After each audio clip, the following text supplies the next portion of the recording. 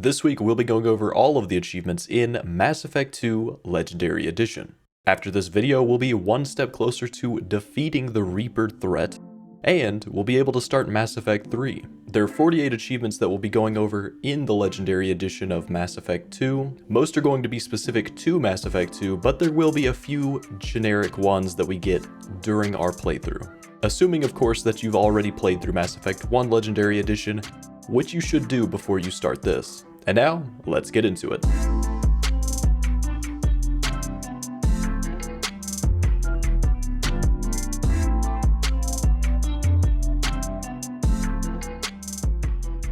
So of course, we're going to be importing our character from Mass Effect 1 and playing on Insanity so that we can continue working on Long Service Medal and the Insanity achievements. During this playthrough, we'll be able to get Insanity 2 for playing through the entire game on Insanity difficulty without ever changing it, because we've already played through Mass Effect 1 on Insanity. If you haven't watched that video, the link to my Mass Effect Legendary Edition playlist is down below. Missing in action you'll get for saving your crew from an overwhelming attack. You get this at the very beginning after the scenes of the original Normandy being attacked. Liara, go. Now. Aye, aye. Then shortly after, you'll get very Elusive for returning to active duty. This will be after talking to the Elusive man and officially working with Cerberus. Scholar is for unlocking 15 new Mass Effect 2 Codex entries. You'll likely get this pretty early on, especially if you go to the Citadel, as you'll have a lot of money to start with and can buy all of the items from the shops. Then Merciless is for making 20 enemies scream as they fall or are set on fire. This can be done with Incinerate or anything that will pick enemies up and drop them. I ended up getting this mostly with Incinerate and the Black Storm heavy weapon. Headhunter is for performing 30 headshot kills with any weapon on humanoid targets. You should get this naturally pretty early on, just aim for the head. Then Overload Specialist is for disrupting the shields of 25 enemies. Just use Overload to break the shields of enemies and you'll get this one early on. Next is Incineration Specialist for incinerating the armor of 25 enemies. For this one, you'll just want to use Incinerate once the armor of an enemy is low in order to finish it off with the power. This shouldn't be too hard to get, just make sure to have somebody on your squad with that power in order to grind it out. Warp Specialist is for warping the barriers off of 25 enemies. This one can be a bit trickier to get as barriers aren't as common as shields or armor. Just be sure to have someone with warp on your team as often as possible to make sure you're able to get this. Then we have Tactician for hitting 20 different targets with multiple biotic powers to combine the effects. This one can be a bit tricky, but is pretty simple once you understand how it works. Essentially, it's just combining two biotic powers to make an explosion that does a lot of extra damage. I made a separate video going over this achievement specifically, so be sure to check that one out. A couple of general achievements you're also likely to get while going through Mass Effect 2 is Veteran for killing 2,000 enemies in Mass Effect 1, 2, or 3. It's self-explanatory. And then Bruiser for killing 100 enemies with melee attacks in Mass Effect 1, 2, or 3.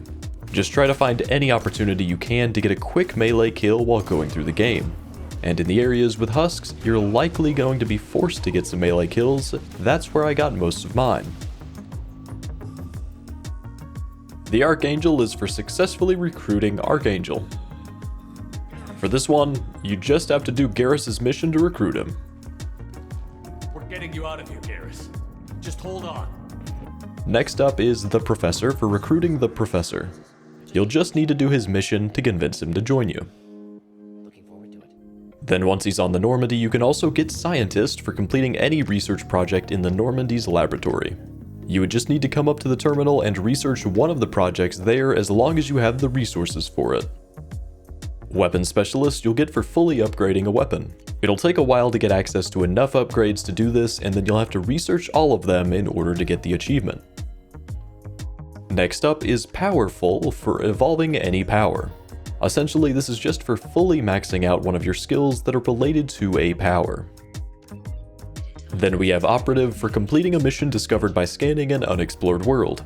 This is going to be any of the missions where you can scan a planet and have to find the location of a signal to start the mission, including the Firewalker series of missions.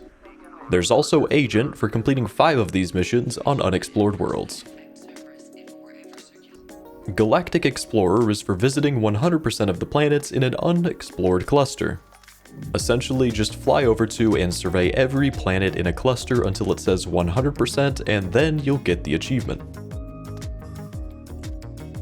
Then going back over to the earlier recruiting missions, we have the Convict for successfully recruiting the Biotic Convict. You'll get this at the end of the mission to break Jack out of her prison. The Krogan is for recruiting the Krogan. This will be after the end of the mission to find the Warlord, where you get Grunt in his pod. You can then talk to him and officially recruit him. That's acceptable. I'll fight for you. Still, nothing too special with these. At this point in the game, you'll talk to the Elusive man again, and he's going to direct you to Horizon. This is where you'll get colony defense for defending a human colony from attack. This is also where Caden was very disappointed with me for working with Cerberus. No, it won't. I'll never work for Cerberus. And now it's going to give us the ability to recruit more squad mates, so we'll go through the rest of those. The Quarian is for successfully recruiting the Quarian. The Justicar is for recruiting the Asari Justicar, and the Assassin is for recruiting the Assassin. Then once we have the rest of the recruiting done, we can go through the next part of the story. Ghost Ship is for completing the investigation of a derelict alien vessel. The Elusive man will let you know that there was one for you to go check out, and then at this point you'll need to stop going through the story missions because we need to do absolutely everything else in the game before getting the Reaper IFF. Because once we start that mission, we're gonna have a short countdown before the end of the game, and we need time to do all of the loyalty missions. However, before we do these loyalty missions, we'll go through a few of the side missions. Digital Exorcist is for successfully shutting down the rogue VI in Project Overlord. This is a pretty long side mission you'll go through involving a Cerberus experiment, and at the end we'll get the achievement. 30.1. Then we have Heart of Darkness for confronting the Shadow Broker. This one is also pretty long, but we get to work with my girl Liara, so I was cool with it. At the end, Liara is finally going to become the Shadow Broker, making us the biggest power couple in the galaxy. One thing to keep in mind as you're going through the game is that you're going to be working on a romance interest, because Paramour II is for establishing or rekindling a romantic interest in 2 games in Mass Effect Legendary Edition. Now the squad mates that you can get with that will actually count for this are Jack, Miranda, Tali, Garrus, Jacob, and Thane. Sadly, my girl Liara did not count, so I had to cheat on her with Tali. So you'll want to keep talking to your romance interest after you complete missions to move along their relationship so that once you start the Omega 4 mission, you'll have them meet you in your room and get the achievement. Of course, then I reloaded so that I could stay loyal to Liara for the 3rd game. Now we're finally ready to start going through all of the loyalty missions. Yes, another mission with every squad mate. This game takes a lot longer than Mass Effect 1 to get through, and you'll need to be sure to do all of these before getting the Reaper IFF because we need all of the loyalty missions done in order to ensure that we can get no one left behind at the end of the game. We'll get more into that achievement later. In order to actually gain access to these missions, you'll need to talk to your squad mates to have them tell you what mission it is that they'd like done before going on the suicide mission. For the first loyalty mission, we have Broke, Blind, and Bedlam for gaining the loyalty of the thief. This one is pretty straightforward to make her loyal. Then we have Revenge for gaining the loyalty of the mercenary. This one can be missed if you don't make the right choices during the mission. You'll want to be sure to go down the renegade path when it comes time to decide whether or not to save the workers. Technically, you can choose to save the workers if you want to, but you'll have to pass a high-level charm dialogue check in order to gain his loyalty if you go that way. So, to keep it easy, just choose to let the workers die. The Prodigal is for gaining the loyalty of the Cerberus officer. This one also doesn't have anything tricky to it, so you can just get through the mission and you'll gain her loyalty. Next up is Treason for gaining the loyalty of the Quarian. For For this one, you'll need to go through it normally, but once you get back to the court hearing at the end of the mission, you'll want to choose not to provide the evidence that her father was guilty. As long as her father's name is not ruined, you'll gain her loyalty. Then we have the cure for gaining the loyalty of the professor. This one is another one that isn't too complicated, just get through his mission and he'll be loyal. Cats in the Cradle is for gaining the loyalty of the assassin. For this one, you'll likely want to save beforehand, and then while trailing the target, make sure to stay on him and do not let him out of your sight. You're going to need to prevent Thane's son from taking the target out either by the Renegade Interruption or by killing the target yourself. If Thane's son does kill the target, you would have failed this and he will not be loyal to you. For Ghost of the Father, you'll need to gain the loyalty of the Cerberus Operative. This is another pretty simple one, just get through the mission for Jacob and he'll be loyal at the end. Then we have Battlemaster for gaining the loyalty of the Krogan. This is also simple to do, and as long as you survive the trials so Grunt can join the Krogan clan, he'll be loyal to you. You will, however, want to make sure you actually kill the Thresher Maw, as that's going to get you the Big Game Hunter achievement as well. Fade Away is for gaining the loyalty of Archangel. You'll once again just have to get through Garrus' mission for this and can't fail. Next up is Doppleganger for helping the Justicar resolve her mission. That also basically just means to get her loyalty. This is probably the trickiest of the loyalty missions to pull off, and it's up there with the one for Thane. You may want to save this one for last because it does have the most demanding Paragon and Renegade checks in the game, but you should have enough this late in the game. It's pretty straightforward up until you get to the part where you go into the VIP club. Be sure to save here just to make sure you don't fail the mission and get locked out of it. Walking into the club, you'll want to talk to Vidge about the band Expel 10. Then you'll need to complete 3 activities in the club to impress the target Asari, Morinth. There are 6 of these activities, but I just went through the 3 closest to the entrance. First, we'll prevent the death of an undercover journalist by talking to her partner and then coming over to her table and saying the code words Terminal and Eternity. Then we'll stop a Turian from harassing an Asari dancer. You got a mouth on you. I'll enjoy watching you use it. Hey! You're hurting her!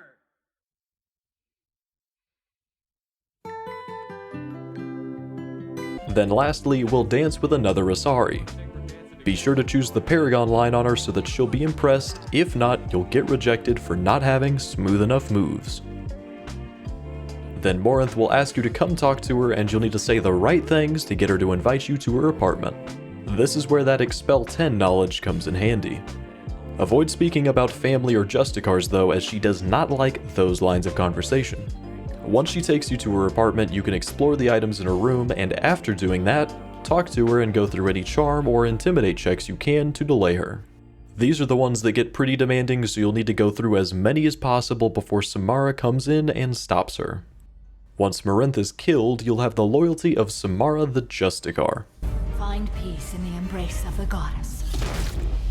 And then for the last loyalty mission we can do, for now at least, is Catharsis for gaining the loyalty of the Convict. This one is straightforward and nothing too complicated. Now with all of our team members finally loyal, we can go get the Reaper IFF. There's one last squad mate we'll get during the mission to get the Reaper IFF, which will also get you the achievement Friend or Foe. This is a Geth that is actually good and not one of the heretics. At the end of the mission, you'll bring the Geth back to your ship, and then you'll immediately need to go talk to it and find out what its loyalty mission is so you can get that one done immediately. And then when we go do that loyalty mission, we'll get a house divided for hacking a Geth collective. There's nothing really special required on this one, as long as the heretic Geth are either all killed or have the code uploaded, you should be good. Then it'll be time to get Suicide Mission for using the Omega 4 relay. This is the point of no return for the last mission where you end the game. The last achievement that really matters here is No One Left Behind for keeping your team alive through the Suicide Mission. There are a lot of parts to this, and by going through all of it, you're going to get Mission Accomplished for saving humanity throughout the galaxy from certain annihilation, and Against All Odds for surviving the Suicide Mission. So to prepare for this, you'll of course need to do all of the loyalty missions for your squad mates, as that will dramatically increase your chances of pulling this off. One thing to note about the loyalty missions is that you'll have 2 conflicts that arise between Miranda and Jack, and Tali and Legion. When these things happen, you'll need to not side with either of them to keep them both loyal by using Intimidate or Charm checks. If for some reason you can't do that, you can also talk to them after the conflict to make them loyal again. You'll also need to be sure to research the multi-core shielding ship upgrade unlocked by Tali, the heavy ship armor upgrade unlocked by Jacob, and the Thanix cannon upgrade unlocked by Garrus. If you don't have those 3 upgrades on the Normandy, you'll have people die leading up to reaching the final destination. This'll lock you out of the achievement before you even get there. Then once we're finally there, we can get to the planning phase for each mission, where you'll need to be sure to choose the right people to go to each place. For the Collector Base Infiltration, you'll want to choose Legion for the Tech Specialist. Tali or Kasumi should also work as well. Then for the Diversion Squad, you'll want to choose Garrus to lead it. Jacob or Miranda should also work for that. Then while actually going through the mission, you'll want to be sure to go quick enough to keep your Tech Specialist from dying as you go through that part. Then for the next part of planning, you'll want to choose Samara as your Biotic Specialist. Jack should also work here. For the second team, you'll want to have Garrus leading again. Jacob or Miranda could also work for that as well. And then for the person escorting the survivors back, you're going to want to choose Morden. Once you get through that part, it's going to come to the last choice: the squad that you bring with you for the final battle. You'll want to take the smaller characters such as Tali, Kasumi, or Jack, so that the larger, tankier ones such as Grunt, Zaid, and Thane can hold the line at the doors. Then as long as you had them all loyal and followed those steps, you should have a perfect last mission. And with that, we finally have all of the achievements for Mass Effect 2 Legendary Edition and 67% of the achievements in Mass Effect Legendary Edition as a whole. This one took a bit longer than Mass Effect 1, so we'll see how long the third takes. We may have to go through a smaller game or 2 in the meantime, depending on how long that goes. We also have the community Discord open, which you should all join and come chat about achievement hunting or just hang out with some people in the community. And of course, we have YouTube memberships now, so if you want to support the channel further, get access to custom emotes to use in the comments, and have your name featured in a credit section at the end of the videos, go ahead and join that now. And as always, if you liked the video or found it helpful, be sure to like, subscribe, and comment down below with what games you'd like me to cover next.